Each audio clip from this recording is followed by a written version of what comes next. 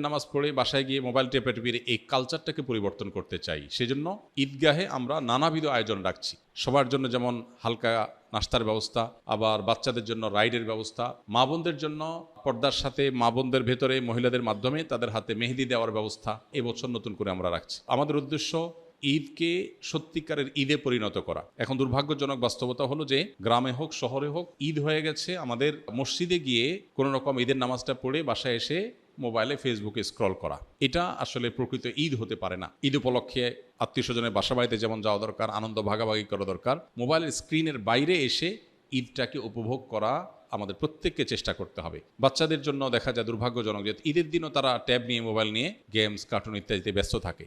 এর চেয়ে বড় দুর্ভাগ্যজনক আর হতভাগ্যজনক কি বিষয় হতে পারে? তো এই বিষয়টিকে মাথায় রেখে মূলত আমরা সুন্নাহ ফাউন্ডেশন থেকে উন্মুক্ত মাঠে ঈদগাহের এই আয়োজন এবং ঈদগাহকে, ঈদের আয়োজনটাকে প্রাণবন্ত করার জন্য শিশু বান্ধব, নারীদের জন্য উপযোগী, পুরুষদের জন্য আলাদা ব্যবস্থাপনা, এই সব কিছুকে আমরা ঈদকে কেন্দ্র করে প্রতি বছর করে থাকি। এবছরও 2026 সালে ইনশাআল্লাহ আমরা সে ব্যবস্থা রাখছি। এবছর